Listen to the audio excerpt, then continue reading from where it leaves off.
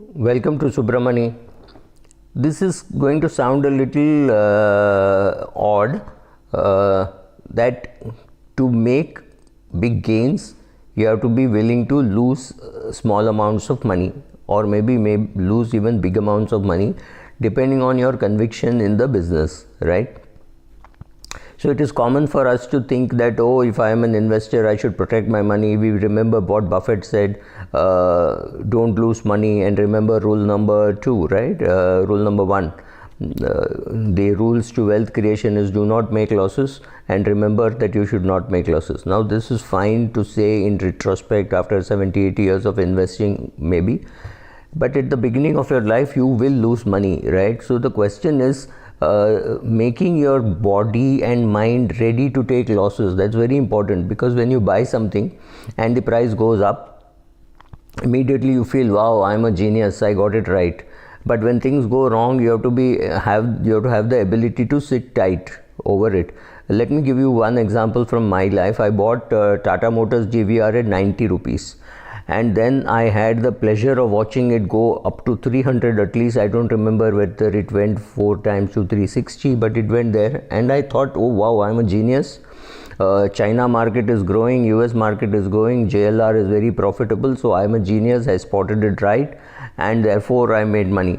But however, when it reached something like 270 on the way down, I had, luckily for myself, I had some kind of a stop loss, so I sold. I still hold maybe a little bit, but not really too much. So at least some part of the profits I booked, which is very rare for me. Normally when I see a good company go down, I buy more.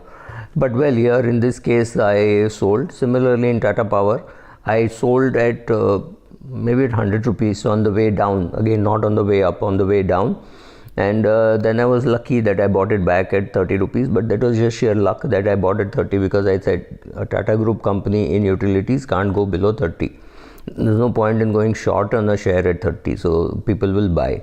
And of course the index changed, so all that happened, that's a different thing. So similarly, you have to have the ability to sit tight with losses over long periods of time.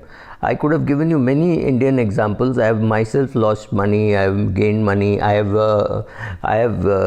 benefited by being patient, but I have not benefited enough by being patient in, say, Tata Motors, right?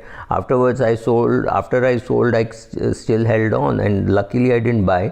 But now it is at half the price at which I had bought, and I bought it really long back, right? I bought it before the bull run, and I've definitely done, it's a bad investment. However, there's far greater pleasure in giving you the in telling you that, look, I lost 50% in a share. There are shares where I've lost 50% and then gained, right? And did not have the guts to pick up more shares at that 50% loss. Well, it's human, right? So at that stage you're wondering, hey Bhagwan, let me get back my capital, because if I don't get back my capital, I don't have enough money to invest. Sometimes at the 20% or a 30% fall, I realize that something was wrong with my ability to estimate, or somebody tells me that this is a bad share or some information, something, and then I escape the full fall. But yeah, there are times when you take a big fall, right? But I thought I should give you an example. The greatest example that I could think of is from 2010 to 2019. Your $10,000 would have become $432,000, $432,000, which would have given you a return of 4224. It's a very good CAGR, right? So the question is not that. The question is what happened in 2000, and you bought it in, say, 2010. In 2011, it fell 79%, right? How much? 79% in 2011, from $42 to almost $9, 8.95, right? So 79% fall in 2011, and then it went up from about $9 to $18, and then fell to 7.69. That happened in 2012. 2013 may not have been that bad, but in 2014 it again fell 35%, from $69 to $45. In 2015 it again fell 37%, from $130 to $82. In 2018, it dropped 44%. So look at all these falls: 79% in 2011, 58% in 2012, 35% in 2014, 37% in 2015, and 44% in 2018. The question to ask is, would you have had the equanimity to sit through such a volatile share? So if you take the graph, it is like this, then it is like this, then it is like this. We would have just gone mad. Even if you had done an SIP in that on a monthly basis, somebody would have said, are you mad? Look at the 58% fall, look at the 44% fall, look at the 35% fall. There is something wrong with you. So at some stage you would have booked your losses or booked your profits and got out. Who would have stayed on in Netflix? It's obviously the owner would have stayed on, and some complete die-hard fans who were employed there would have stayed on. The newer employees who did not share the conviction may have left. They may have sold. They may have said, oh, you know, I got ESOP and I didn't take it, and I made a lot of money by not taking the ESOP. Look how much it has fallen. So one, ability to understand your own research extremely well. Being able to sit through bad losses. 3, ignoring the noise in the market. I've done a complete video on that. When Warren Buffett comes and tells you that I've sold off all my airline stocks and you're holding Indigo or SpiceJet, it takes guts to stand there saying, that's Mr. Buffett's view, but I do think airline in this country has to be successful. It's a big country. We will need airports, we need planes, we need all these services. So, well, Indigo went from 1800 to 900 and now it is back to 1500, right?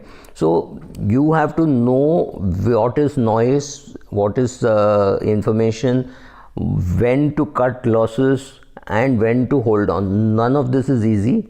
Loss hurts you much more. When you lose 50% in a share, it hurts you much more. But when you buy, like I was strutting around like a stud when Tata Motors went from 90 to 300, and I knew exactly why it had gone up, and I had no clue that it was going to crash so bad. Otherwise I would have sold everything, right? So we can't predict, and a Yogi Berra quote, you can't predict, especially if it's about the future. But you have to have that tremendous ability to take pain in the short run, right? So when you climb the Everest, of course there will be pain. Of course at the last minute you will have to decide whether with 7 minutes of oxygen, is it worth standing in the queue for 2 minutes? Because right, so those are painful decisions that you will have to make, or say, okay, I've come all the way here, but I just don't have enough oxygen to last till there, so I'll sell. So sometimes when you borrow and buy, you may be forced to sell, but sometimes you may be forced to sell because you think something is wrong with the management. They're not trying to tell you something which is going wrong, right? Or when it's good quality management, again they refuse to talk to you, and then, well, you then have to depend on the numbers. As long as you're sure about the numbers, decide what to do. But taking pain for long periods of time just because you have conviction in the product or in the people who are running the business is very important. In India, you will get many such examples, especially in the NBFC space, because there has been whipsaw moment there, right? Look at Cholamandalam. I've seen this at 65 rupees, I've seen it at 300 and odd, and then the split, and then again back to 130, 140, now back to 300. These kind of dramatic price changes will happen. You have to have conviction in what you have. You have to have the ability to take the pain, because 1 rupee of gain is fantastic, but even a 50 paise loss would be like you'd hang your head in shame. If you're committed to your friends and on social media, then people will say, oh, this guy spoke about this share, look what happened, right? You have to be ready for all that if you want to be a good investor. And like I said, enough conviction in your research, enough conviction in your ability to judge people. All this is necessary, and sitting through the tough times, it's not easy. Like I'm sure you can go and find a Netflix chart somewhere, have a look at all those falls and obviously the rises. So ability to take loss and take the pain in the short run is a sine qua non for making money in the long run. So when somebody tells you that he has got a lot of money in wealth, he's created a lot of wealth, understand that he has taken a lot of losses also. Thank you.